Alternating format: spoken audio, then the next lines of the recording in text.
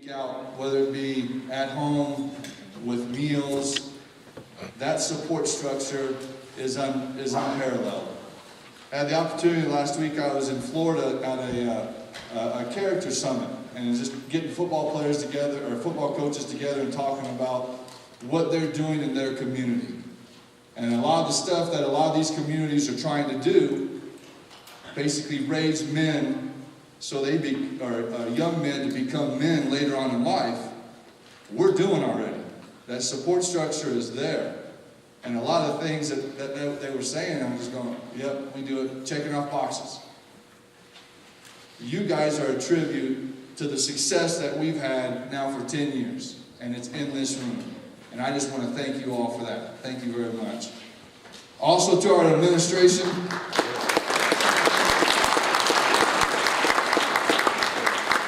we have an administration that supports us, and they understand that what we do on that practice field has a huge influence on our community, on our school. What we do on Friday night, Saturday, whenever we play a game, it does produce young men of character and quality that is unparalleled in this state. And I feel like we got that here.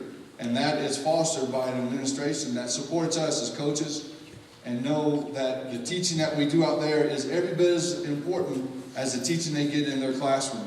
So I want to thank them for that. I want to thank the coaches right here. These guys can just stand up.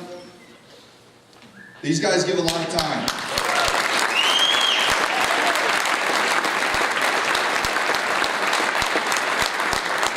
And I know this for a fact, every single one of them do it just for the money. But that's not the truth. If you saw my paycheck, it'd be laughable. But it's every single cent is worth it. When you get to my age, I keep getting older and less hair, and have a hard time putting my underwear on in the morning. But money can't put a price tag on working with these guys. Nothing can put a price tag. You can't buy that. And that's what I'm starting to understand as I get older, because when you're sitting in a chair or in a classroom, I kept telling these teachers in my parochial education how important money was, I think because they wanted me to give to the church. But you guys are supposed to laugh at that. Tithing is important. But you find out there's the little things and the little victories that you win that you can't put a price tag on. And it's the relationships that you have going all the way back. It's the text messages you get on game day of saying good luck, of wishing these guys, wanting these guys to do the best they can be. And I'm learning as I get older that those relationships foster great memories. And I may have dementia someday, but I hope I hold on to those memories. Mac here, our trainer, he helped out a lot with our young guys. But if you don't know anything about what had gone, we had a lot of injuries. And Dr. Mack did a great job of just getting guys ready. I don't think we would have had a handful of guys that would have never finished the season if it wasn't for him. And I don't know if he received hardly a dime for that. I just want to thank him for that. I don't see him out there. But if you ever have the opportunity to thank him or see him, tell him thank you, and he does a great job with our young men. Mr. Nallen with the video, he does a great job. You never have to answer.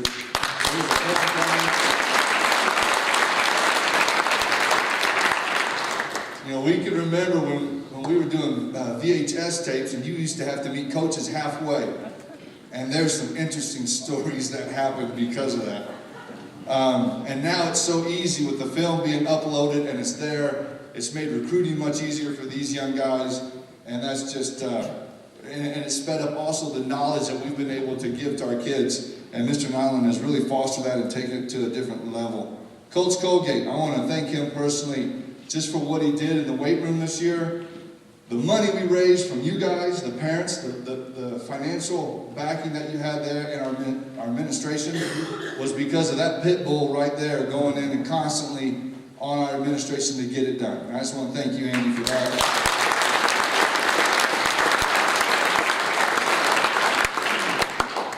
Coach Wibbles for the program. He's the one that put together, it's right down there, Our football program is second to none.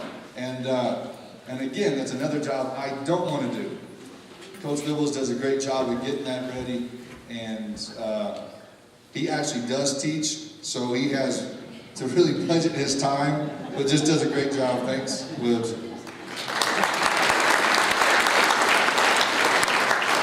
Our managers, could our managers stand up? All our managers.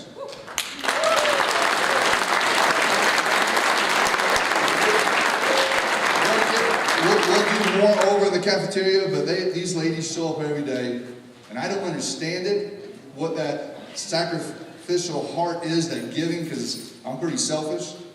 But these ladies give every day, and they're always asking, what can I do? What can we do to make it better? And I just want to thank you guys. You make my job much easier, and you make this much easier for these guys. Thank you.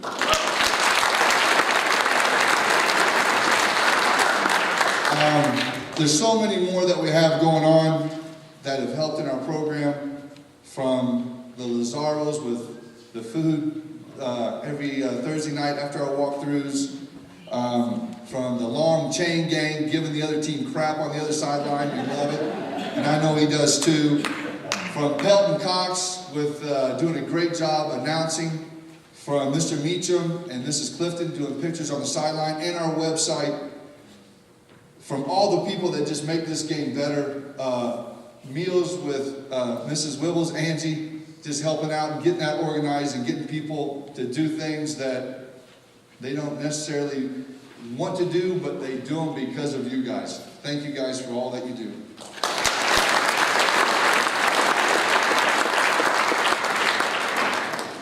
And lastly, to the wives, they put up with a lot of grief from us. And we're not happy a lot during the season. My wife's not here. She's at a girls' basketball game, which, don't take offense, ladies, but girls' basketball at 7th grade is like being in Guantanamo Bay and being waterboarded. Last night, I was at my daughter's game, and I'm not kidding. It was at 10 o'clock. I'm at Thornton watching foul after foul. But at least my daughter got 5 and was out.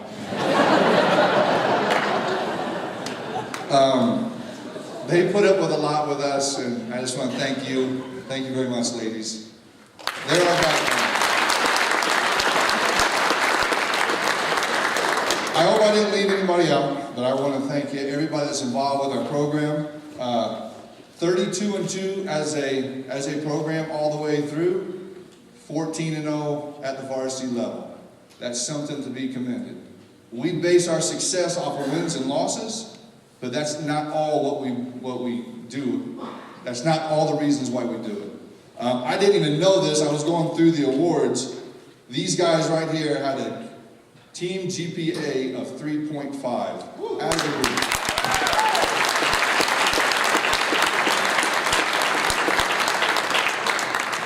So all the crap that we get about recruiting football players, obviously we're recruiting very good students too. And that is very important. And these guys do the job in the classroom, and they do the job on the field, and not a lot of schools does that occur. So you guys need to be commended for that. As we get going, we'll have our freshman Coach Johnson, if he could come up and say a few words about the freshman season, and then Coach Coulter will have you come up and say a few things about the JV season.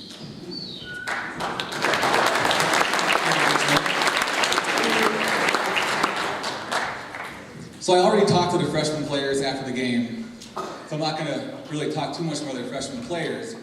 One thing I did leave out was that I'm proud of how flexible freshman players are in general. Because some players are playing a position as a freshman, they'll never play again. Example, Kaysen was our center. He never played center again after that. Nathan was our guard, he never played a guard again. So there are positions that they don't necessarily want to play. And this goes back to the parents now. Because parents, you taught your kids, do what you do it the best you can, even if you don't want to. And that shows with your players. So that's a great job to your parents for that. And also, I just want to thank the parents for the flexibility with the schedules. Because freshmen are at the field almost more than some of the varsity guys were in the summer. You get there an hour and a half before weights, goes through plays, then you sit around, wait a few minutes, then go to the weights, and then you're back later that day sometimes doing stuff with Coach Colgate for footwork. You guys are at the field a lot, and it shows. with how good of a year we had. And then for practices ending at different times, sometimes they end an hour earlier, sometimes a little bit later. Flexibility, the guys are just awesome with that. And what I like most is we almost always had more parents at our games than the other team did. Whether it's at Pueblo or Rock Canyon especially, we had a lot of parents there. And that just shows once again how proud you are of your kids and how supportive you are. And that shows through the JV level and varsity. Because we always have good representation no matter where we are. So thank you for that. And then just thanks in advance for getting your kids to the weight room once weights start back up again, which I think they probably have. Because that's what makes the difference between our program, even at the freshman level, than other programs. Because we're stronger than them. Because 8th graders, they come in, lift weights, and that's parents driving their kids there, getting them picked up. So our program would be anything as of what it is right now if it wasn't for the parents. So thank you, parents. Coach Coulter, want to come up and say a few words?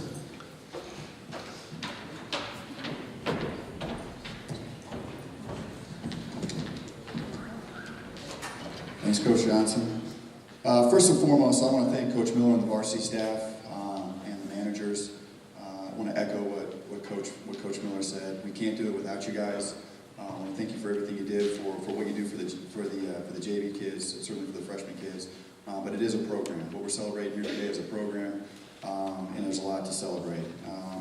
Second, I want to extend a big thank you to Coach Henderson and Coach Leavitt for what they do for us, especially on the defensive side of the ball. And even Coach Leavitt, as he knows, even on the offensive side of the ball, recommending certain plays that work out very, very well. We absolutely could not do it without you guys. You are some fantastic coaches, and at times you are fantastic role models too. It's supposed to be funny. Our DPGs, our JV, what we like to call our scout team, our dog pound gangsters, take enormous pride in keeping the varsity Iron state title sharp this season. We take a lot of pride in what the DPG does. Coach Wibbles takes a lot of pride at that end, that Thursday practice, that preparation practice before we go for game time. And that's a lot of fun, and what the DPG does, and that's a tough week for those DPG kids. Tuesday and Wednesday, we got a lot of bells ringing, that type of thing. And we try to stay healthy through that to be ready for the following Monday to see if we have everybody ready to go. And sometimes even our lineups, we find out what our lineup's going to be hours before game time. But that's just part of the DPG season. That's part of what you do on JV. Our JV young men, not only do they seek the varsity arena, they expect success on those Friday nights. You can see when we hear that charming thing from Coach Miller, hey, get the twos ready, those kids are excited. They get their opportunity to go out there and see what happens. We expect to score. We expect first downs. We expect to put their team in a worse situation than what they were before. I think Durango was an absolutely awesome example of that. We started, I think JV got in the third quarter, and we put 2 touchdowns on them. And that was something that those kids took with them for the rest of the season, and that was very fun.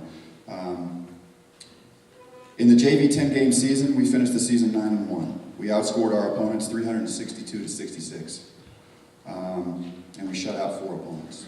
In conference play, we outscored our opponents 184-6, and we shut out all of them but one. That was a touchdown Liberty guy.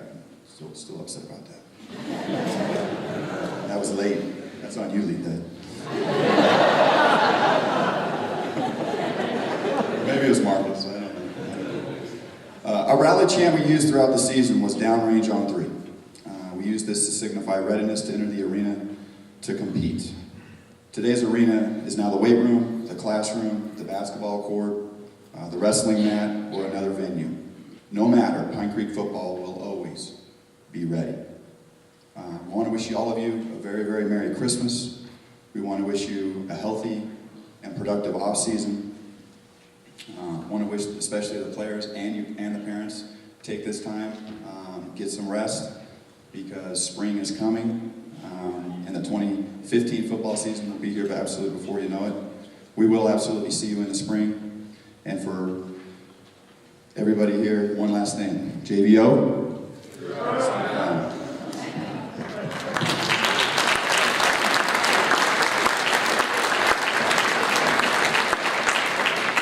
We'll go with the video now.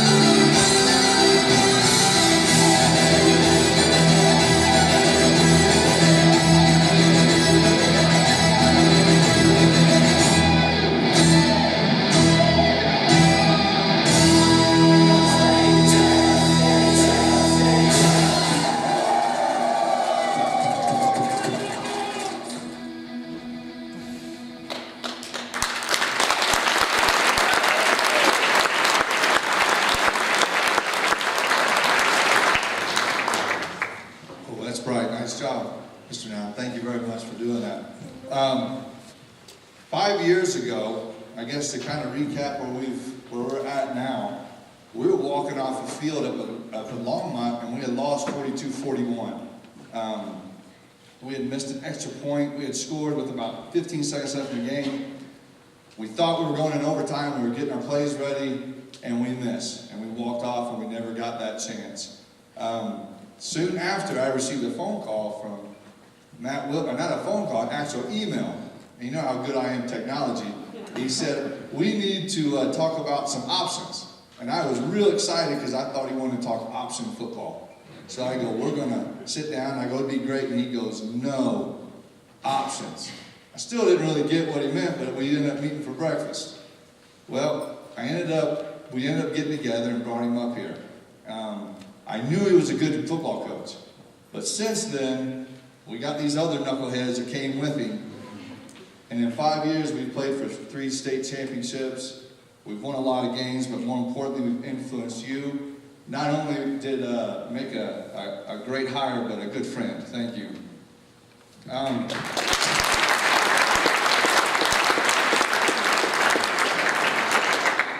But to go with that, I don't believe anything in life happens just because there's a big bang.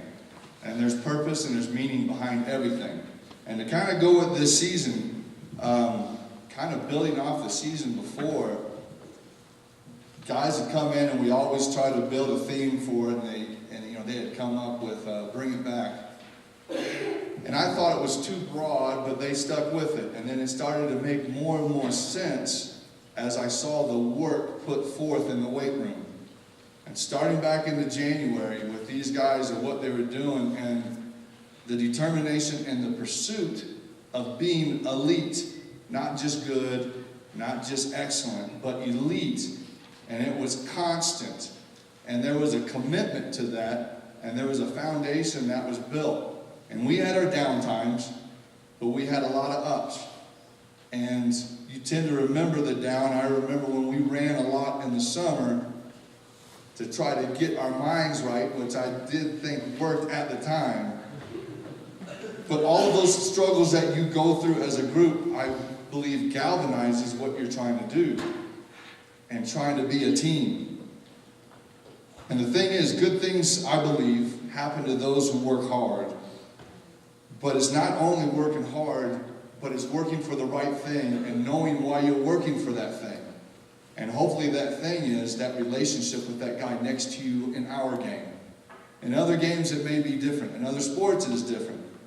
But the relationship that you have and the guy that you line up next to is as important as wearing that green and blue. And that's what I believe these guys were able to do, not only through their work in the weight room, but the relationships in the hallways, the relationships in the locker room. The seniors have left this program well better than they received it.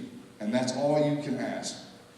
They haven't lost much, and they haven't lost much not only on the gridiron, but also in life. 2 state championships. Since they've been here, 4 conference championships, played for 3 state titles going back to their freshman year, 25 games in a row. No football team in Colorado Springs has ever done that, and you need to be commended for that. Thank you, guys.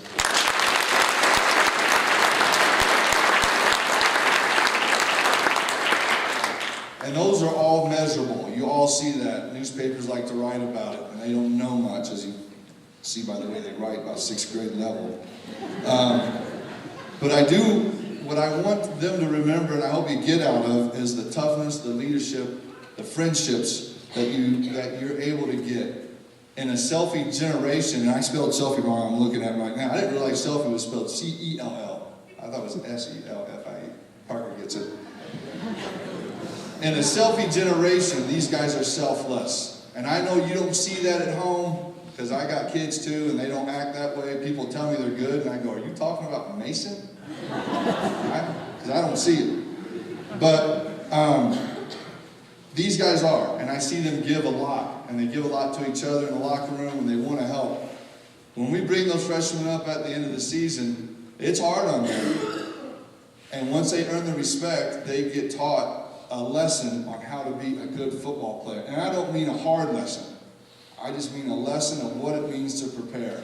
And that goes a long way.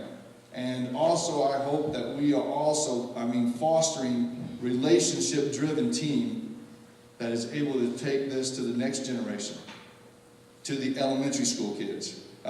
It was interesting, Josh Odom, I'm going to embarrass you a little bit. Mason has a little buddy that he wants to be Josh Odom.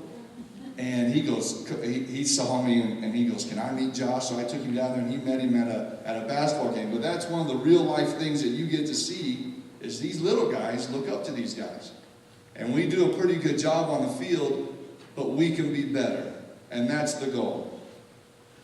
Seniors, you've got a great job, and I know that you will be even better as you go on, whether it be in college or in life. But to the kids or the young men that are left within our program, we're going to go back to work in January. And those upperclassmen that are going to, it's like a parent, you let them go. They're always welcome into our house. But you let them go into the world so that they can influence people in their inner circle. We will be back and we'll be working and we'll be trying to do everything we can to do this better than we've done it before. The thing is, the foundation is strong. What we have to do is going to be pretty tough because the bar has been set so high. And that is because of the program and also the parents that have allowed your sons to get involved in this sport. Participation is down across the country. A couple years ago it was 10. It's starting to inch towards 20% from where it was at its apex about 10 years ago. It's a great sport, and the lessons you learn are worth all the scars that you get. And that's something that I think we can never forget, is what are we trying to teach? We're trying to teach these guys to be humble, and it is hard, but that's what we're trying to do. And we're always going to try to be our best and win at everything we do, whether that's in math, whether that's doing sprints, whether that's getting my last rep in the weight room. And then also the relationship with I have the guy next to me pushing me to do that. That's where the bar is at now, and we got to do everything we can to raise that. Watch your thoughts, for they become your words. Choose your words, for they become your actions. Understand your actions, for they become your habits. Study your habits, for they will become your character. Develop your character, for they will for that becomes your destiny. The destiny of these young men, I hope, is to be good fathers, good husbands, and it is all because of this program, but more important, not because of me, but because of you. So I want to thank you for that.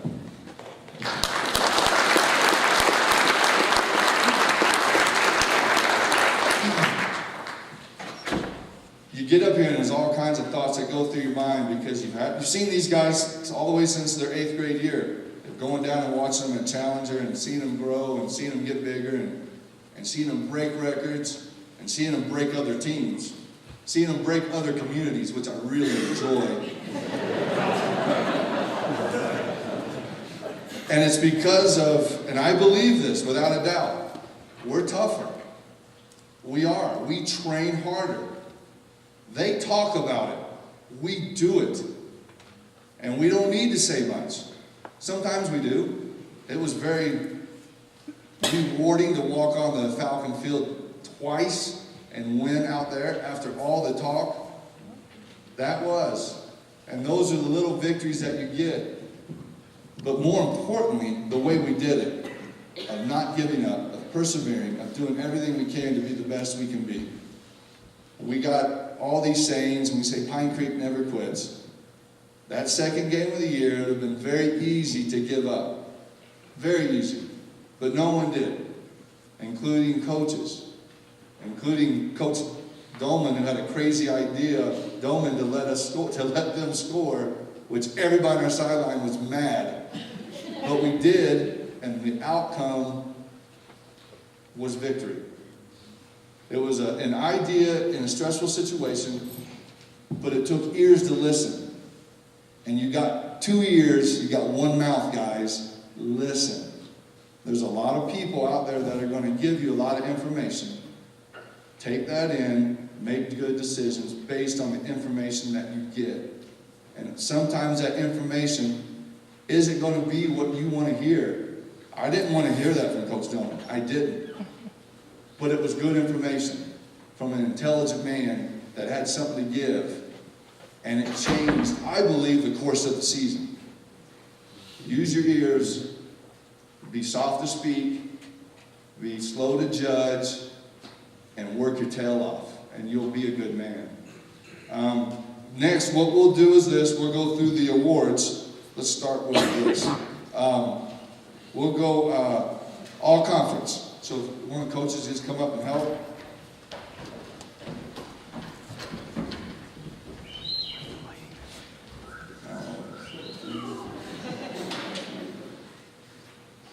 All conference is a joke because we should have had all 22 guys on there, but it is what it is.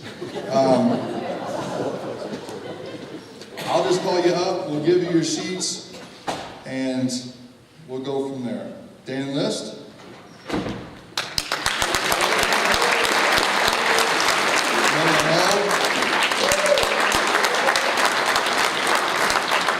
Taylor White.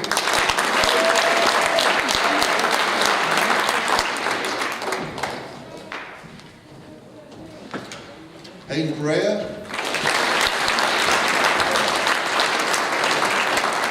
Tommy Lazaro. Brendan Hafer.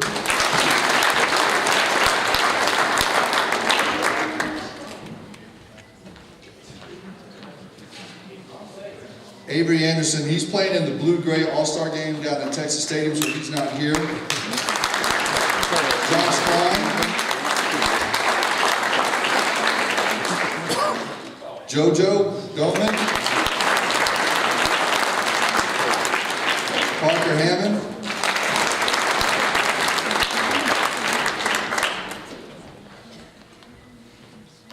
Jack Wibbles.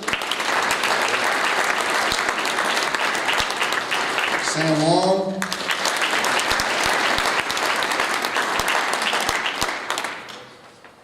Casey Nowlin. Nathan Leithhead.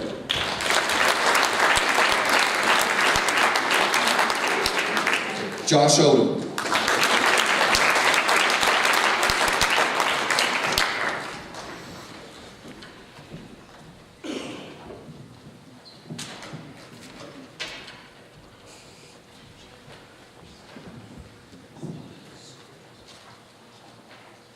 And then for the first time, our league did this.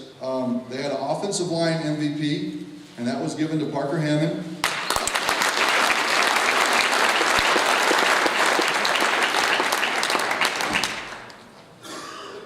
Offensive skill MVP was given to Josh Odom.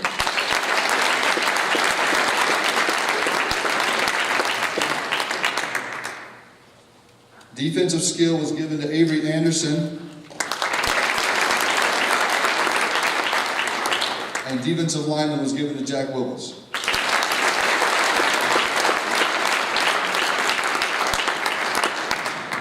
Congratulations, guys, but never forget, the personal rewards is because of the guys that galvanize you out there. Congratulations.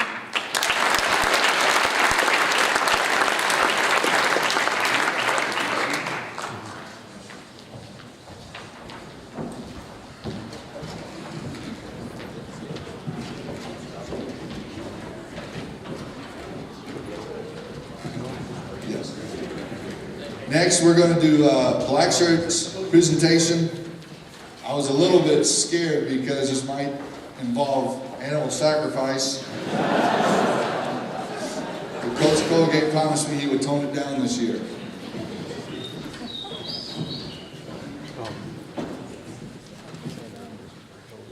If I can get those guys to start coming up, Nathan Leithhead, Casey Nowlin, Stung Jew, Jack Wibbles.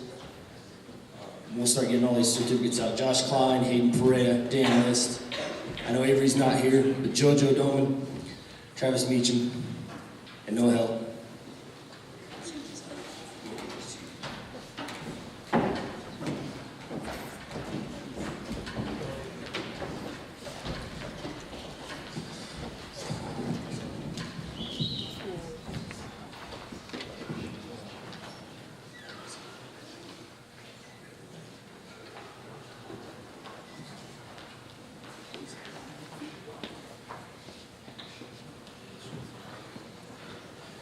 As we get started here, the only thing I wanted to talk about today with these guys was when we started this season, the majority of these guys are returners from last year, and they were on a great defense last year, obviously the first state championship that we had. And their goals this year when they set them at my house at the preseason dinner were pretty lofty, and we didn't know if we'd be able to make them at times. They had a lot of expectations. They had high expectations to set things, the bar a little bit higher than we've ever done. They dropped every yardage goal by at least 10, well, they did 10 yards in the rushing. They dropped it by 30 yards in receiving. They also increased some other things with tackles for loss and the 3-and-out percentage and all those things. When we got done, we looked at the goals and I said, boys, if we can do this, we definitely have a state championship defense again. And I'll just go through our goals and how we hit them this year in comparison to last year. This year they set the goal for 5 shutouts, and this was a season goal, and they hit that one right on the head with 5 shutouts. Things that they didn't know that they could do were they had 6 games where they created 0 or negative rushing yards for the other team, for the opponents, in which they never crossed the line of scrimmage for positive yards. They had average rushing yards per game of 38 yards per game, is what they held all the opponents to. And they wanted to go 90 per game, so I guess they got that goal pretty well. The average yards for receiving was 120 is what they wanted to get to. They held it to 73 yards. And on the season, that puts them at 112 total for every team total yards per game. Last year with our first state championship defense, we thought it was pretty good. We didn't know how it would pan out. They beat that by over 100 yards from the average of last year. The average was over 200 yards last year.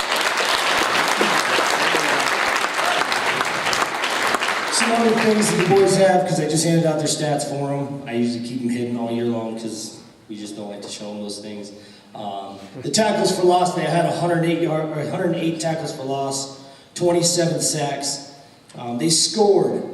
This is the big one. I was talking with Wibbles about it early on in the year. He goes, how do you make scoring as a goal, man? That's really hard as a defense. Avery and those guys came up with it when they were sitting at my house, and they did a pretty good job with it. They scored 65 points this year defensively and only allowed 77. So it was pretty good.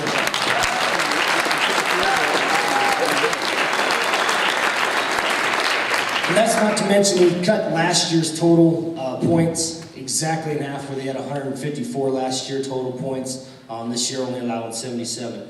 They had 30 turnovers compared to 26 last year. And then for some of you guys, this will be a confusing goal, but 3-and-outs, it's anytime an offense gets the ball, get them off the field within 3 downs. And over half their games, they beat that goal, which is 65%, which is very high. They missed 3 other games because they were like 61 or 62%, and we still don't give it to them because they set the goal at 65. And they only had 1 game all season where they were under 50% 3-and-outs. So every team had a lot of trouble trying to move the ball on them and get any first downs.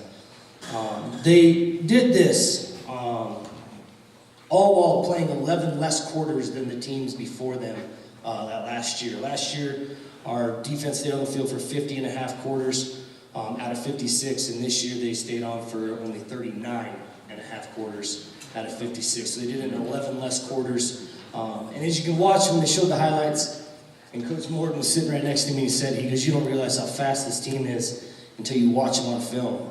They hawk the ball down pretty quick. They do things a lot better than we thought that they could. We knew we'd be good, but we didn't know we'd be that good as a defense. And it was pretty exciting to watch, especially when you compare last year's movement up front. We thought that they were pretty fast, but we looked to be a little bit faster this year than we have in the past. We're playing 11 less quarters this year. We also gave those young guys 16 more quarters to play, so it was 16 quarters of varsity reps for the young defense. Should hopefully pan out in the future for them, is what we're hoping. And I just want to applaud these guys for everything that they did along that way.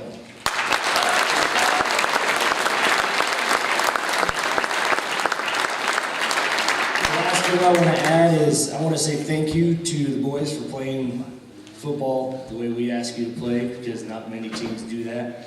And we ask you to push yourselves a little bit more towards the edge of legal consequences, okay? So we appreciate that. I appreciate the parents for allowing them to play that way. We do, and the rules are made up by a guy who sits in Indiana. He's my cousin and he's not very smart, but we push those borderlines of all those rules that he makes every year when he's just kind of sitting around thinking up things. And so I want to thank those parents for allowing these boys to play defense a little bit different than everybody else in the state.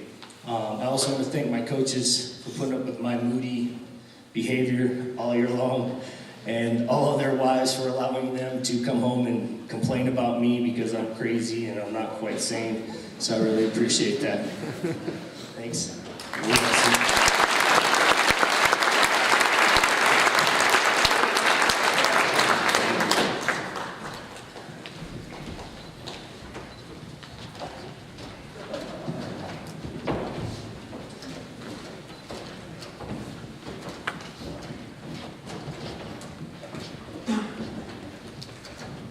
I wanted to hand out a couple of line awards. Coach Morton, myself, Coach Duke, and Coach Miller work with the O-lines and D-lines, and I wanted to recognize them a little bit. Coach Colgate's really good at statistics. I didn't get a chance to look through all the statistics. I just wanted to share one that represents our O-line. In our last two state championship games, we have rushed for just under 1,000 rush yards in the last two state championship games. So let's give the O-line and all those guys a good job.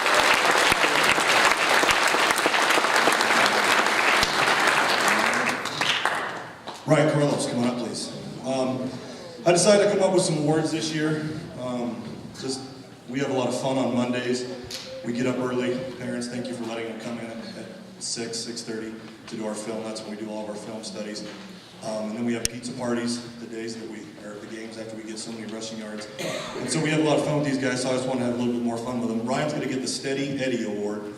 Because anytime we need anything or anytime we ask for anything at tight end, kind of in and out of the lineup throughout the year, Ryan was there for us, and I appreciate everything he does for us.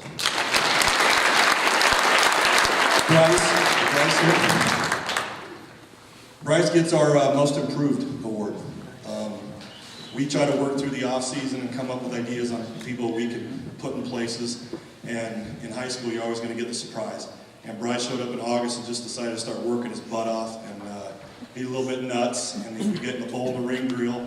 The very first time we did bowl in the ring drill, he flat-backed the kid, and we were just like, wow, I think this is going to be one of those special years for him. He's a junior, and not only did we get a lot of him this year, but we expect a lot of him next year, so congratulations. Connor Miller gets our 150 pounds of heart award. Our fullbacks are O-linemen, they know that. Levanson set the tone last year, and we kind of moved through several fullbacks at the beginning of the year, but we finally settled on the one that would just throw everything he had in there, and he is 155? 155, right? I got to recheck the certificate, but this kid, he is violently vicious, and when I stand in the huddle, I look small with our big boys, and when Connor gets in there, you almost wonder if the water bottles are with him to bring it into the guys. And then you see this kid come off the edge and just throw himself into defensive ends and bounce off and then go after him again and then cheap shot him down the field and then try to get the free safety with a cheap shot. And it makes our offense go to have a fullback who's a little bit nuts. Tanner Toussaint.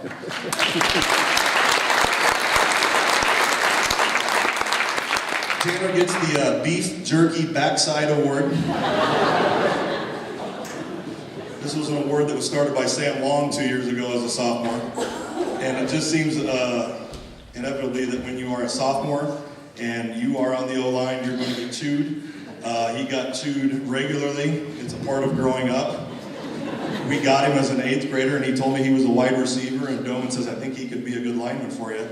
And so we had to convince him he wasn't a wide receiver, and genetics convinced him that he was not a wide receiver. And he takes it all with a good heart, and I get on these guys. And the one thing Parker and Sam and Taylor told him in the beginning of the season is, listen to what he's saying and not how he's saying it. And he did a good job of that. He's taken a lot of abuse, and he's going to take a lot more for the next 2 years.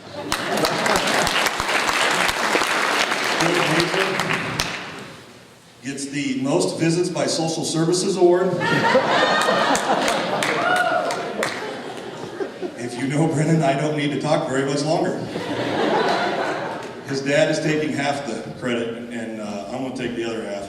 The good story that I love about Brennan is when he came and played for us as an 8th grader, Coach Miller and I were down at Memorial Park, and you never know what you're going to get until the first snap. And on the first snap, Brennan took a kid 5 yards out of bounds and onto the other field. He was just going like this on him, and he hasn't stopped doing that. I know our DPG guys, thank you so much for putting up with him. We're working. Social services has a program set. We're gonna give him Hambone.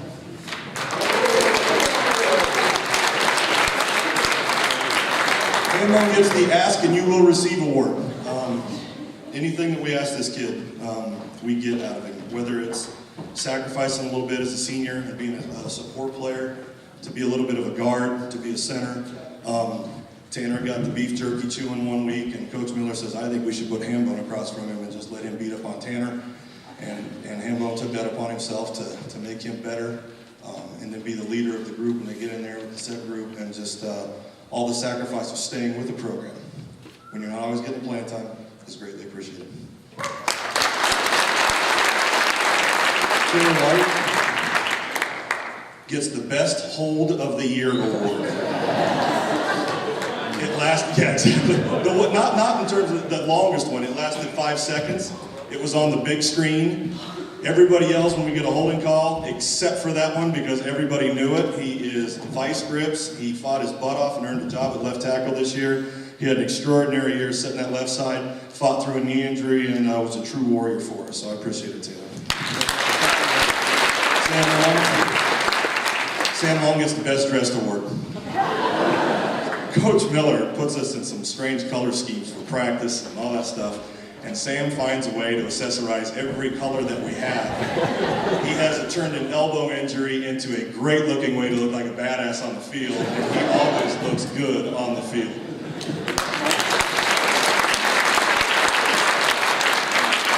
Sam is also a 3-year starter for us, and he's got the, when we say 25 in a row, he's a big part of that. And he survived through the beef jerky year and got to be a junior and senior. He was a dominant leader for us, and really appreciate the great 3 years that we had. Appreciate it, Sam. Parker. Parker gets the Orthopedic Chiropractic Lifetime Achievement Award. I was going to give him the Frankenstein Award, but I thought it might be a little mean. We constructed him out of ankles and hip and knee and a little bit of everything. And he has just battled for the last 2 years. And he's kind of like Kaysen is for Andy. You don't dare tell them that you're thinking about taking him off the field because they just don't accept it. And Parker would just not ever accept it when we were trying to hold him out of practice or anything like that. And Matt got him working again, and he's done a lot. And Jim and Jen, were very patient with us as he went through those physical things, and very worrisome as mom, worried about, what your son's going to do. And we kind of put him back together every week, and he was a great leader for us, and has been a 2-year starter and 25 in a row. So we've got some very great senior leadership. Dan List.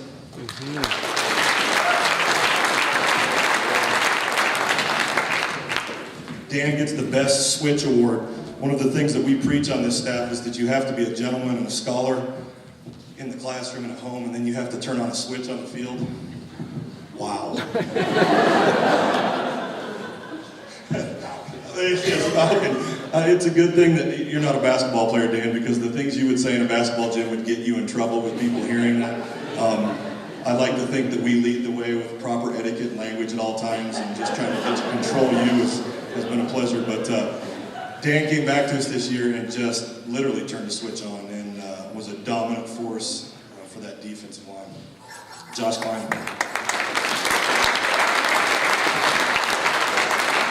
I was going to give this award originally to Isaiah Fields. But I was told that I can't present awards to other teams' players. So the Crap Talker of the Year award goes to Josh Klein.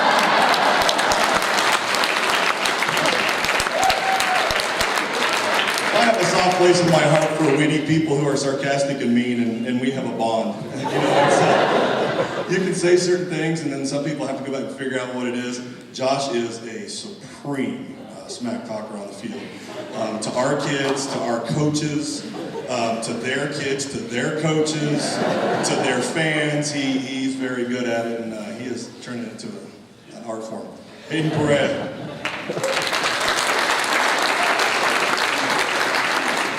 Hayden gets the Dirty Cowboy Award. We kind of go to the beginning of the season, we get into the goal line situations, and we put the offensive line and fullbacks in there, but then when it gets down to it in the playoffs, we got to get our big boys in there. And so we were sitting on a Sunday trying to figure out how we could load up with some of our black shirts up front, and we were like, well, we got to put Hayden in there. And he celebrates better than anybody I've ever seen in my life for touchdowns. He goes after people. And we were trying to figure out a name for the formation, and one of us said, we call it Dirty Cowboy. And we're like, all right, so when we're yelling Dirty Cowboy, that's for Hayden to get his butt on the field. He had an extraordinary year on the D-line and helped us out a little bit on the goal line with the offense. Congratulations.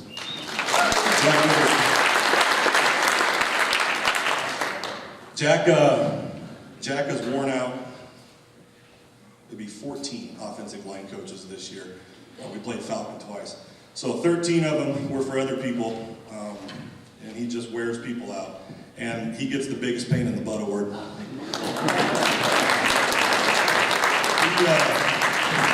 The 14th coach, the O-line coach he wears out is me. And it's very hard on a coach when you have pride and anger in your heart at the same time.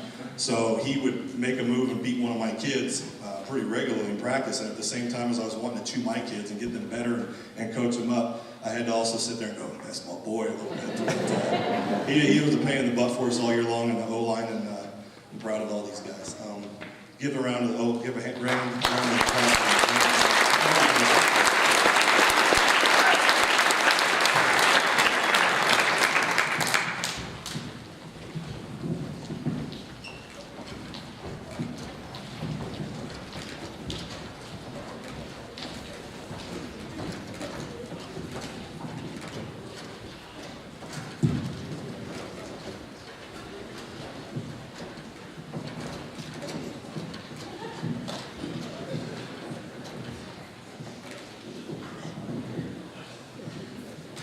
All right, now this is for the shirt that you get with the do work, but I just ordered them, so you're going to get them after Christmas. And then the hammer. The do work first, we'll do that. Jared Savage, come on up. Avery Anderson, who's not here, and I'll explain it once I get up what this is.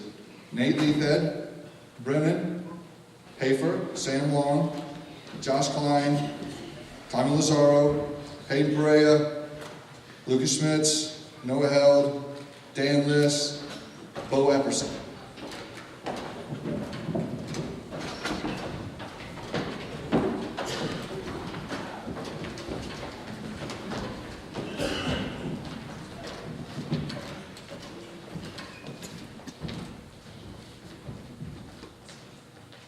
We pride ourselves on being extremely hard workers, and these are guys that show up to workouts, and I know with Noah, Sam, Hayden, they went to jobs after they lifted every morning. I remember Dan Liss missing a lift and vandalizing our weight room by knocking over weight trees. These are the kind of guys that they work extremely hard, and not many people have a quarterback. Tommy's commitment to the weight room was unprecedented, and what he did there. Josh Klein coming off of injuries and working. With Nate and Bo, I remember Bo coming in from class in the spring, and he was playing basketball, and he has another PE class and would come into mine so he could lift. All that attitude is what breeds a 14-0 team of guys that find ways to do work, not ways to get out of it. And these are the guys that we thought set the bar for the rest of the team. And we got a lot of guys that do that also. But thank you guys. Awesome.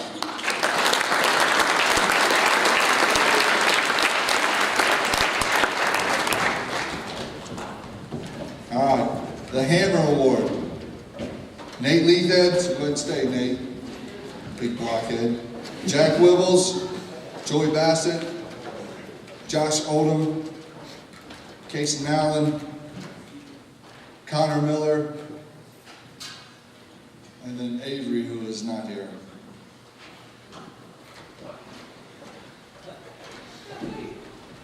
Kind of talking about these guys. Nate constantly hurts people on accident in practice when he tackles them. Our own teammates. What you got? Well, you put 3 out for the year in practice? Yeah. Jack Wibbles, you just watch on film. A lot of quarterbacks got to know him intimately. Joey Bassett, not only what he does in practice, not only what he does in JV games, just a very physical downhill player and can bring a punch. Josh Odom, the hit he had in the state championship on a blitzing linebacker is textbook.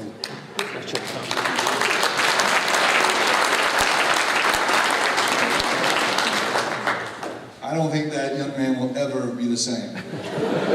I got a couple hits in my life that have done the same thing to me. Casey Allen, just a form tackler, picture perfect, sticks his head into it, and the quarterback for Longmont got a taste of Casey right in the ribs, and he was never the same. Sissy. Connor Miller. I guess the thing that, we're sitting there and we go, can Connor do it? Can he hold up as a fullback? Well, Vista Ridge had that lineman, I don't know, 250, 260 pounds. He hit him, and I go, oh, he's dead. I just killed a relative. And he gets back up, and he does it again, and again, and again. It's just a relentless in his pursuit towards hurting someone else. And I respect that. Nice job, guys.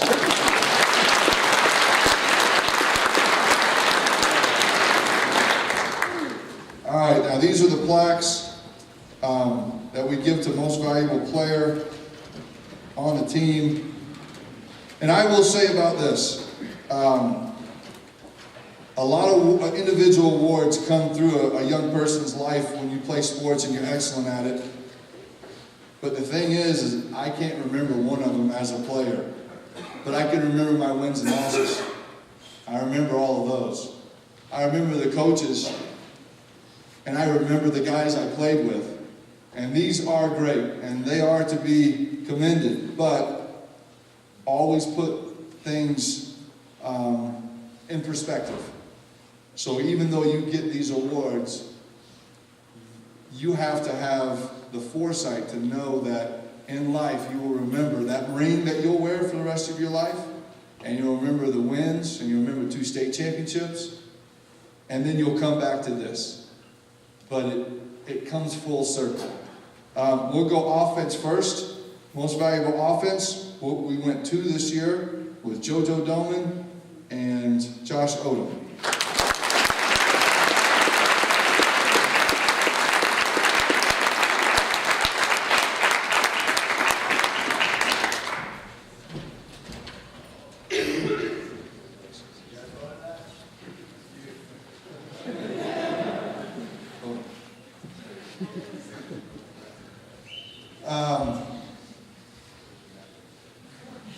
Defense. Avery Anderson, who's not here. Jack Willis.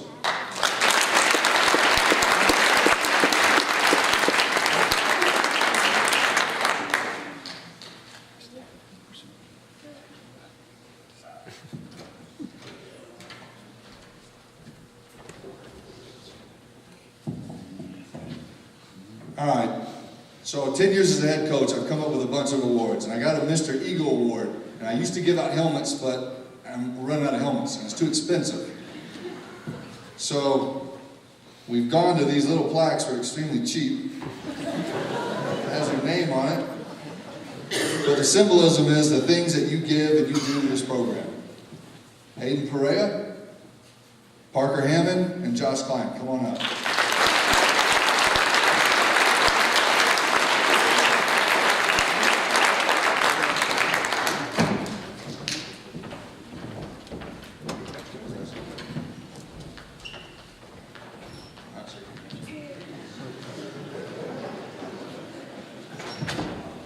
And I'll talk about each one. Hayden, I guess what he has given to us is an edge. You have to play this game with anger, and he does it very well, whether it's in practice or in the game. And just a relentless pursuit of the enemy, and that's whoever lines up against him. He has set that bar extremely high with those defensive linemen, and what he did this year and how he played the game is how a Pine Creek football player should play. Is that Josh Klein with a bad haircut? All right, Josh Klein. Played through injuries, extremely intelligent, a coach on the field, plays hard, a technician, and just, again, the common denominator is just extremely competitive, wants to win, and wants to win because of the guys he lines up next to. Very, very unselfish. He could have played tight end for us this year, and he could have went to another school and played both ways and been a great star. But he did what we asked him to do, and that's to be the best defensive end he can possibly be, which he did. Parker Hammond, I didn't know about him about 2 years ago. You remember this conversation when I had you in the Decker room? I punched you in the face? About getting in the weight room? Yes. I wasn't sure. But after that conversation, I was. He didn't cry, he didn't go call his mommy, I didn't have an email telling me how bad I talked to him. He just did what we asked him to do. He played hurt, he played unselfish, he taught the younger guys what to do, how to do it, and how to be a Pine Creek football player. All of these guys have their different things that make them special. But I just want to thank all of you for being a Pine Creek football player. Thank you, guys.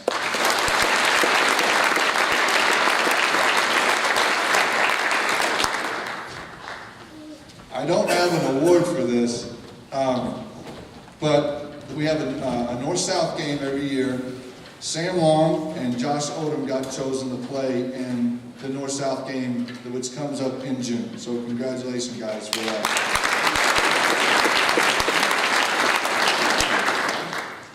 All right, the seniors, if you guys could come up, we'll pass the jerseys, and then you'll do your gifts over in the cafeteria. They're all in here. Yeah. There you go, Tom. Is it?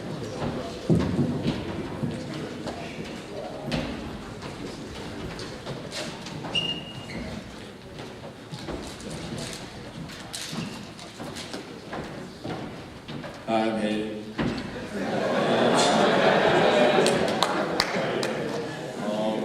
I just decided today who I'm going to give my jersey to, and that's Jared, because I played against Jared all year and a lot of last year, and he played against me on scout team all practice every day for most plays, and works his butt off and kicked my ass a couple times. So.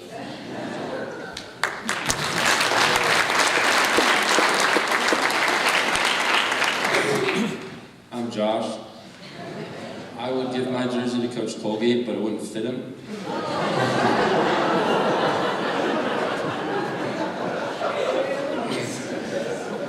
So instead, I decided to give it to my boy Joey Bassett, because he brings the wood.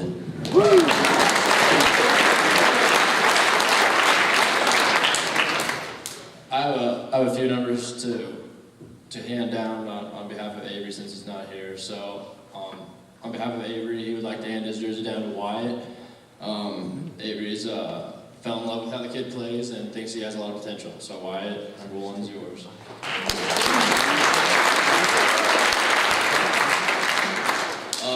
For number 7, I've been honored to wear the number 7, and that being said, I want to pass down to kids well-liked, good athlete. That's been fun getting to know him, even though I put him out for a week or so.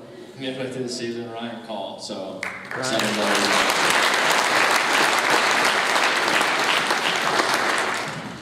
I was given my number 50 when I was a freshman, and I'd like to give number 50 to Big Bubba. And wear that number well.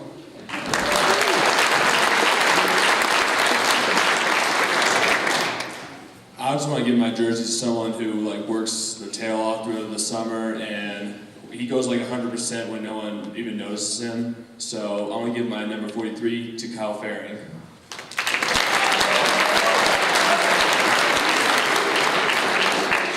I'm here on behalf of Sungju Han, and he wants to give his number to Holden because he works hard and makes plays and can be good for us next year. And I'm going to give my number to Bailey. One, because we're ACL buddies, and two, because he works really hard. He's going to be a good player next year once he recovers.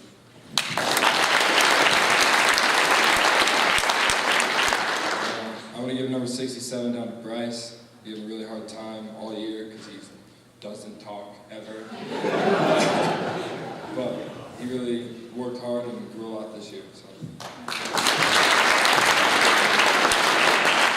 I'm going to be giving my number down to JC Coulter. You're a great player and you got a big future ahead of you.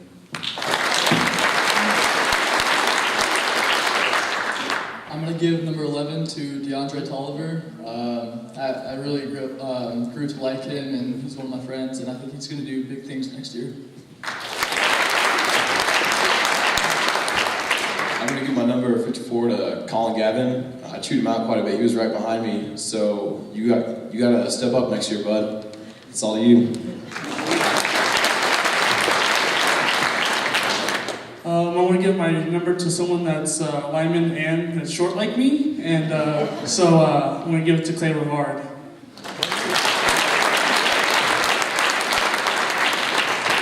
Josh Odom, I'm going to hand down my number 21 to Gabe Zarkowski. I believe this kid, definitely. Zarkowski? Tomato, tomato, it's all the same, buddy. I do believe you have great vision, great speed, agility, and you'll be able to represent the brand and number very well next year.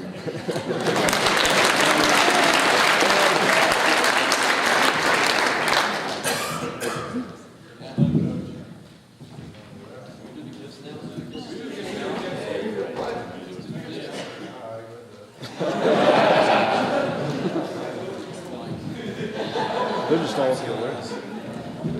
Hold on, Coach Colby, your time's coming.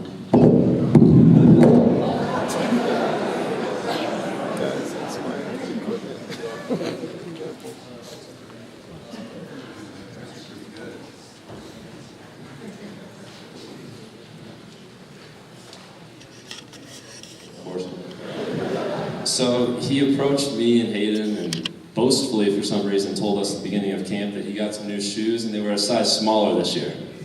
So he's dropping a size, and I happened to catch him the other day, and I saw him wiggling his toes for some reason, and there was an inch or two at the end of his shoe where his toe wasn't hitting the end. So since I'm not going to be around as much, and I'm not sure when I'm going to see him again, I figured I better buy in advance. So I got him the new Audi 012s. I figured he'll go into it eventually, and his kids won't have to worry about him taking their shoes. It's apparent.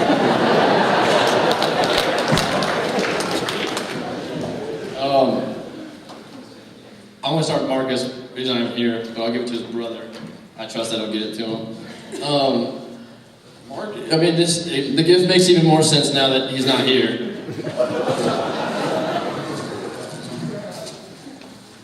I got him this sweet watch because he's always late, which was nice because I didn't have to practice. So that's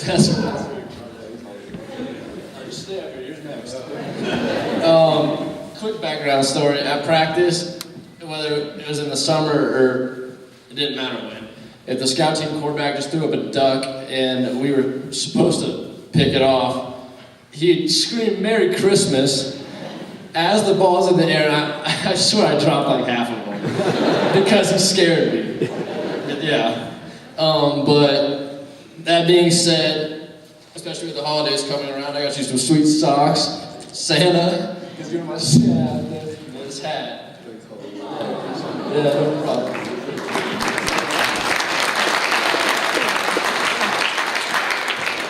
One more gift.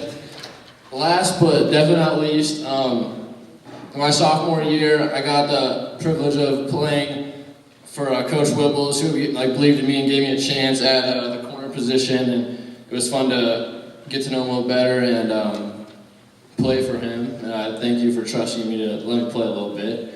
And with that being said, I mean, you kind of had to be there for the present. With that being said, I got you two to the top.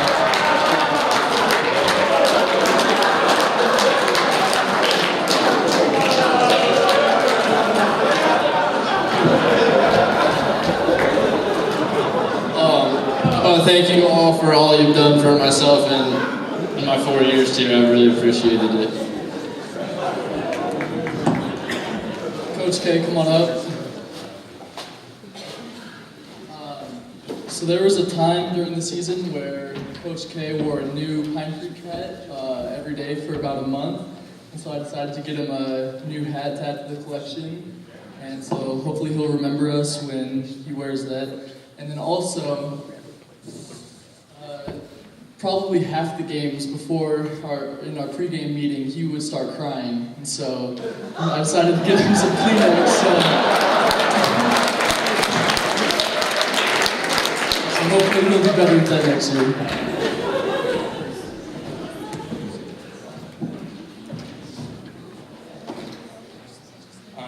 Coach Wibbs, one day he was trying to work out formations so he could try to get the best plays for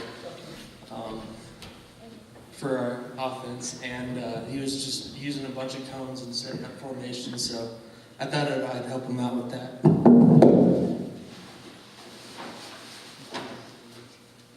I got him a 32-man set with like a football field and like refs and all kinds of stuff so he could make formations, and I thought it'd be very helpful. And then,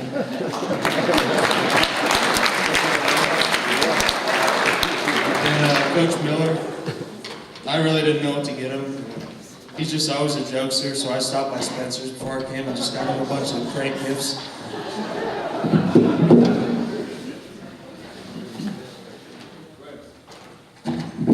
Whoopee cushion. He always messes with the kids during PE class, so I got him some stuff to mess with. Shotgun gum. A mini megaphone keychain, because he's always yelling, they should save his voice a little bit. Squirt glider. And fart machine. I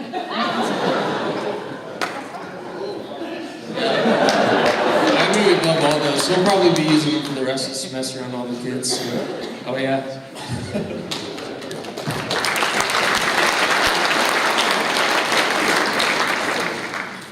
I got a few things for Wibbs. Pretty much every game this season and last season and every season, at some point in time, any stressful situation, Kaputska talks and says something, either Miller or Wibbs just blow up. We just go 8 on it. So for Wibbs and Miller, you guys can share these. I got some earplugs, so you guys don't have to hear him. You guys don't have to yell at him. Wibbs, pretty much every practice, would spit like 100 times. And over half of the times that he would spit, it wouldn't all hit the ground. It would be all over his shirt, and it just gets stuck everywhere. So I got you some baby wipes.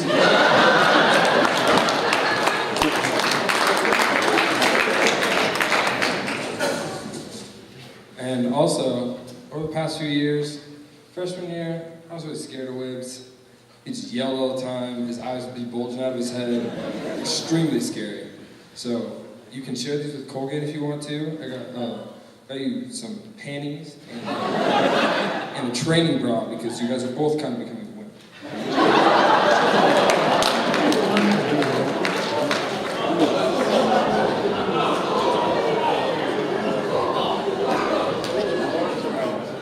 All right, we got one more thing for Colgate. So sometime during the middle of the season, Colgate got pissed off at me for absolutely no reason. I guess some sheet showed up on his computer or in his notebook with a big heart on it that said pH plus AC forever. So I decided, like, just for that, I could just have something between us that we can have forever.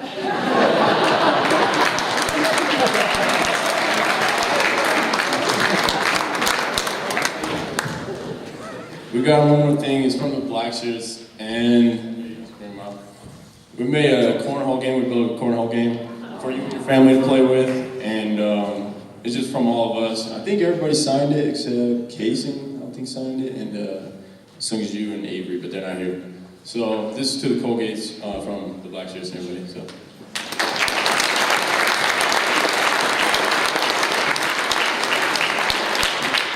That will conclude the gifts.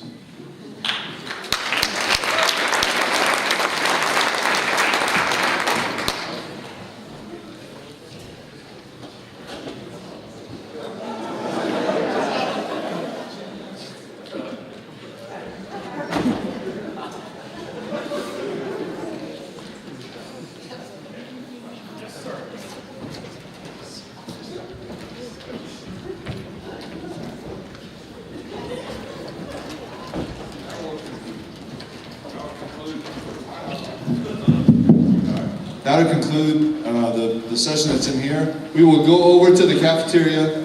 We'll have some community thank yous.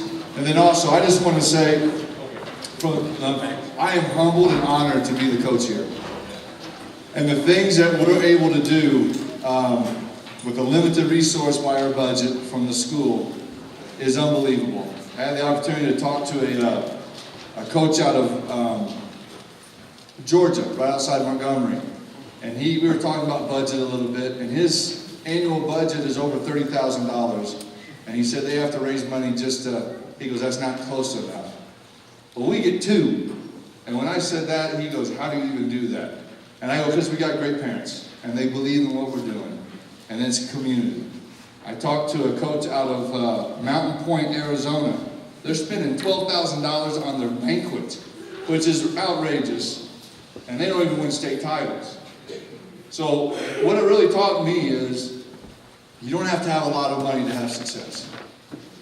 And you can't put a price tag on what these young men do. You can't put a price tag on hard work. Money does help, and it does help put you in the right direction. But whether we had a penny or not, you're still a state championship team here. And that's what they've done.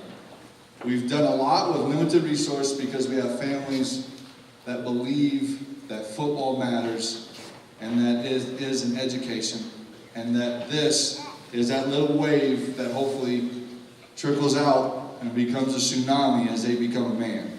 And that's what we want to become. Unstoppable all the time. I don't want to be reckless. I am a little reckless. But we want these guys to be dangerous. And that's what it's all about. Not being excellent, but being elite. These 2 right here, these 2 trophies, are yours too. They're always going to be in this building, and every time you come back, you're going to say that I was a part of that.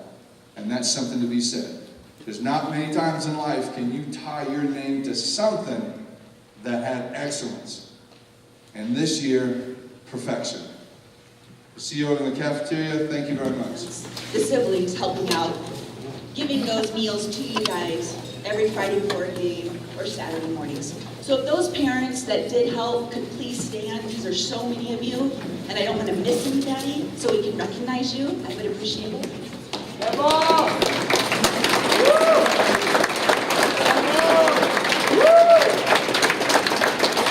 Boys really did appreciate all of that hard work.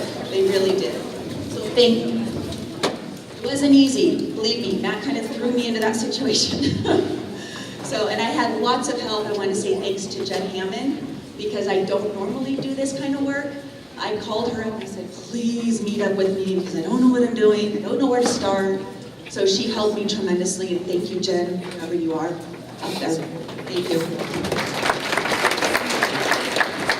The next thank you I want to give is, I belong to a very, very special group. You can call it a cult, you can call it a sorority, you can call it whatever you want. This group only understands the feelings that I go through every football season. And these are to the coaches' wives. You guys are there for me, you're there for each other, and I know from a long season, 15 weeks, it's tiring, you get frustrated, you get emotional, your husbands are on edge, and the only people that understand that are these wives, because they live it. So I want to thank you guys for being there for me and for being there for each other.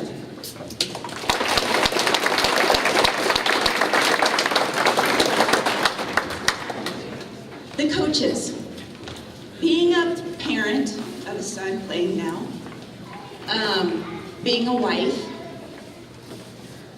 these coaches, Todd kind of cleared up everything today about what they do for these boys. I've been in the football world since I was 16. Went from dating to Mr. Wibbles, to girlfriend in college to Mr. Wibbles, to marriage, and then going into coaching. I've been through it, I've seen all of it. These coaches have so much passion, so much heart. And you're right, Todd, they don't do it for the pay. I know that firsthand. They do it because they love each and every one of you. Each and every one. These coaches, you will have good coaches, you will have great coaches, you'll have phenomenal coaches, and you'll have coaches that you wish you'd never even laid hands on. These guys are phenomenal coaches. They're phenomenal. So feel blessed, feel honored that they've been a part of your lives in one way or another.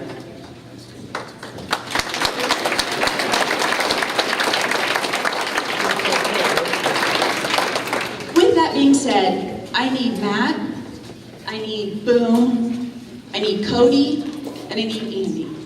Up here, please.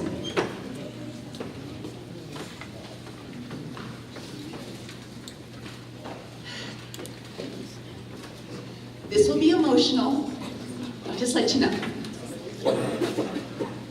These men here, Matt, let me back up. Matt and I showed up in Colorado Springs in '95. His first coaching job was at Rampart. I don't know if you know the backstory of that, but I'm short-winded, I'm sorry. He had the privilege of coaching Boom and Cody and Marcus. He was their teacher, he was their coach, he was their confidant, he was everything you could think of in Rampart. Later on, he did not get to teach Andy because, of course, he went to Wasson, too bad. But he did have the privilege to coach him in the All-Star football game in Australia. So he spent 2 weeks with Andy, and they were special. This is a special bond. These men have been in my life since they were in 8th grade. Long time. And they are a part of my family. These men are uncles to Jack and Abby. That's who they are to us. We would do anything for them, and I have the utmost respect, gratitude, and honor that you have been a part of my children's life, and right now, coaching Jack. And I wanted to say thank you.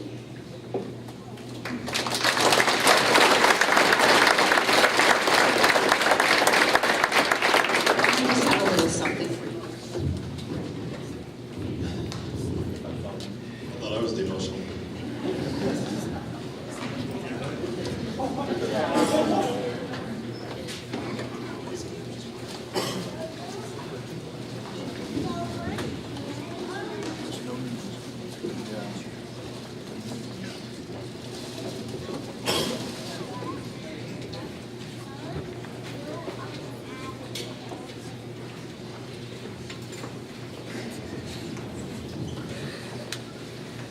These gifts are all feeding into their vices, so I'm not sure we can open them right here in front of everybody.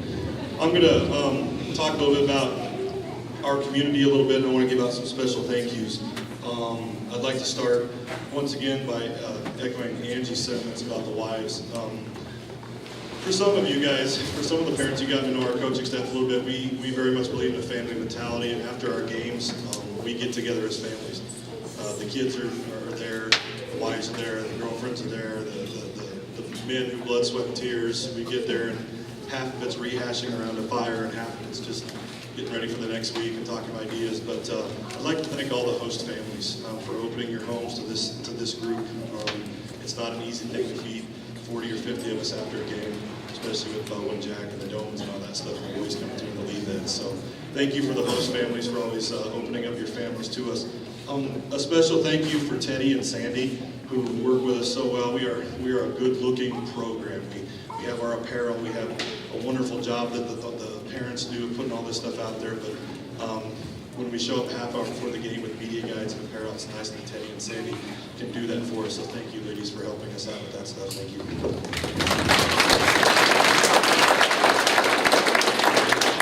We all kick in. We all work together as families to make sure the boys get their meals and stuff.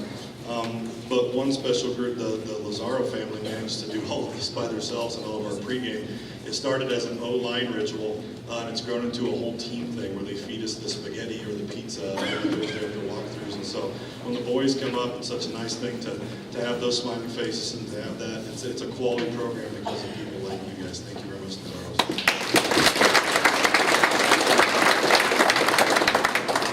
Kim, I can't tell you how much I enjoy going through where's Kim at?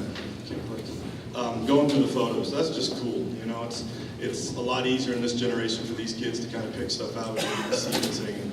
If you haven't gone onto her website, it's ridiculous. And she shoots the series of photos, and you can see the growth even throughout the season of getting in tight on the pictures and just, I don't know how you do it, where you put that quality of product out there, but it's just nice as a parent, as a coach, to kind of go back. I was talking about Coach Colgate with this. It's good for coaching points because we can see in that stop frame where they're going to get their butts chewed on Monday morning because their hands are in and holding, right, Taylor? But it's nice to have those pictures, and we give a lot of the pictures to the kids in the closet, but I highly recommend going to that site because it really does represent our program so well, and we thank you so much for doing that. Appreciate it, Kim. Greg and Mike really get our website going and to get all the visuals going and get everybody information and going out. So Greg and Mike, thank you. Rodney, I don't know if Rodney's here, but he did our end zone film, sacrificing the time and stuff. It is a lot. I want to thank the moms. We just keep asking. It wasn't a 14-week season. It was a 15-week season, as you moms know. And to do this and for us to come in here and for us to say, okay, in 2 days we're going to do this and we're going to show a movie in the quarterfinals, or we're going to have a sit-down dinner, steak dinner in the semifinals. We keep asking, and you guys keep overwhelming us with your generosity. And so for all the moms and all the people that come up here and put a quality program out there for everybody to enjoy, thank you so much for all the work that you do. Thank you very much. And dads, we sat down in the off season. It was actually a year ago at this banquet where we kind of set some goals for what we wanted to do at that locker room, the weight room. And then so we sat down with some of the dads and we said, what are your guys' visions? What are your guys' plans? What are your guys' ideas? This is your guys' senior year for a lot of the dads. And what would you like to see done? And we set some lofty goals in terms of visual things that we wanted, physical things that we wanted, and some financial things. And we can't do it alone. And we sometimes get stuck in our same way of thinking about how we want to go about fundraising and building a vision. And so it's very nice for you dads to help us out with that. And we're not done with that, right? We have to go back and celebrate our back-to-back state championships. And we'll go back and hang out again. And you will always continue to be an important part of what we do with the program. And anytime your valued ideas are a part of it, please share it with us. But thank you, dads, for always supporting us and being there for us. Thank you, guys. We have the Pine Creek Way, and it's successful, and it's supportive, and it's family, and it's all the things that Coach Miller talked about in the auditorium. And as we've talked about with several parents already today, it is just because of the graciousness and the gratitude, or the giving and sacrifice of our sponsors and the people the businesses and the families who step up individually and say, what do you need to do when we can afford 16 footballs in our budget and every helmet costs $300 and some, and to keep putting a good quality product out there. I know Case and Allen goes through about a helmet every other 4 or 5 weeks. You've got to keep purchasing that good stuff. It's only because of our sponsors. It's only because of the ability for you guys to be giving, to be gracious, whether it's the 10s and the 20s or the big numbers, just to say, what do you guys need? And once again, every time there's been a need, this community has come through, and that's very special. And you give us the time, and you give us your children, and that's a bond that we will always have. But you also give so much more of what you produce from your work and from your money and from your budget. And as a dad who's been through club sports and been with multiple teenagers, it's not easy. And it is just by your guys' continuing gift to the Pine Creek community and to your family. And we just appreciate it. And It's just something that it deepens the bond. It makes your guys' life quality. I think you guys take stuff for granted. And it's nice to be able to take it for granted because you have parents that love you and you just know when you're at Pine Creek that you're going to look a certain way. And the jerseys are going to be beautiful. We're going to, finally build a great weight room. So it is nice to say at those moments of, thank you to the people who work their butts off 40, 50, 60 hours a week to give part of that back so that we can all do the things we need to do and look good and all that stuff. So if I can get our football players to stand up, I'd like you to turn and face the parents, and I want you players to give them a warm performance.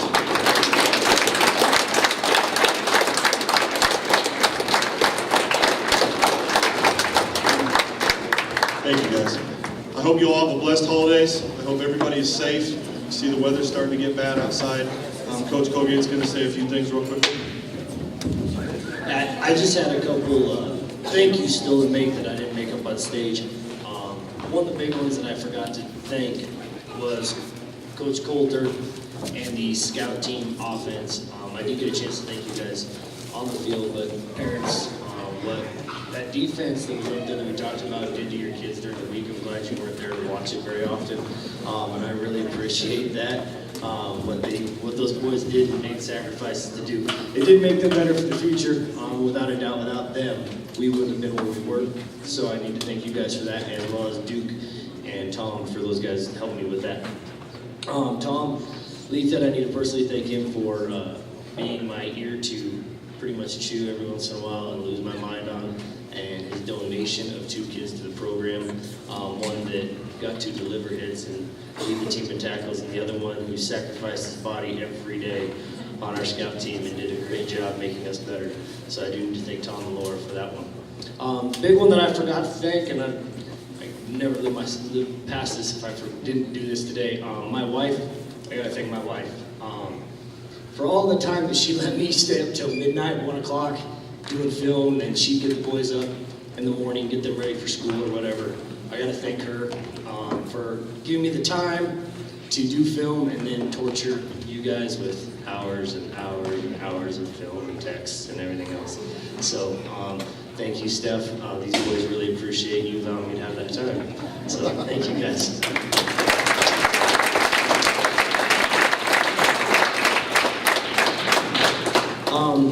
Another last thing we need to do is we need to thank our student managers, Danny, Tiffany, Nicole, Caitlin, spelled bad, but Caitlin, yes. Girls, if you could come up here, please. They destroyed your name on this card.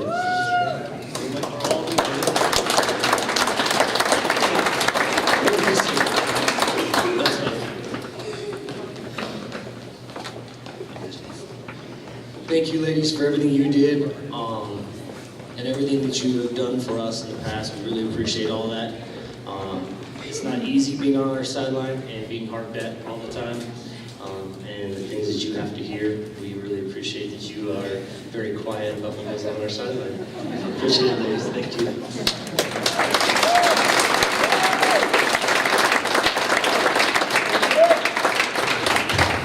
Have a great holidays, you guys. Nobody said it yet, but, oh, you got one, Greg? Just one more thing, you younger guys. Everybody see the front of the little thing I put together? 2.0. Let's go get 3. Looking over to you guys, right? Let's go get 3. Do it again, just go ahead. Yeah, I just wanted to say one thing. I appreciate everybody who was on our media team this year. Thanks so much for Kim and Mike. Freshman parents, if you didn't get a chance to connect with us, we may need you for shooting JV games and things next year. So if you feel like you're kind of in the upper amateur to close to professional, come talk to us. Come see some of the stuff that's up here. Kim's got some things. There's some freshman pictures that are yet to be delivered. We appreciate it. And if anybody would like to be a team contributor for the sophomore class for next year, so if you're freshman parents, come see us. What we like to do for our Facebook page, and if you haven't liked it yet, please go to the Pine Creek Eagles football team page. We push a lot of stuff out there. We've got senior parents for next year. I'm not sure if we have junior parents, but We want contributions from every level. So come see Teddy or myself, and we'll make sure that we get you connected to be able to contribute to that. All right, let me just hand this back to... Okay, so that's it. Thanks so much. And we're going to pass it over here. I just wanted to say thank you to the decorating committee. These ladies, kind of behind the scenes, lots of parents donated money, and we appreciate that as well. Melanie, Lori, Tracy, Shauna helped decorate, Kathleen helped decorate.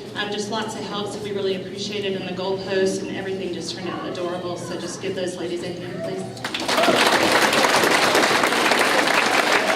And one last thing, the video that you saw in there is posted on the team picture, or the team page now. So if you go back, you can look at it and shoot it off to your family and friends if you want. All right, thanks so much, guys.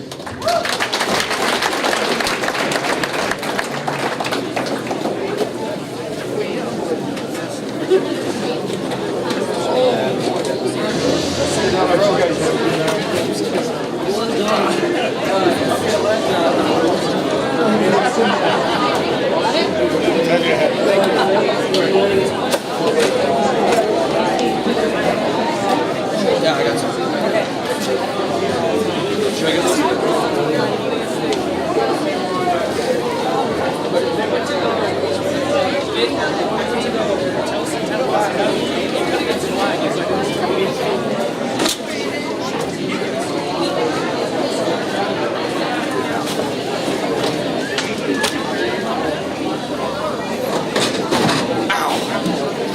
That was the funniest thing ever. He's like, I thought it just killed a relative.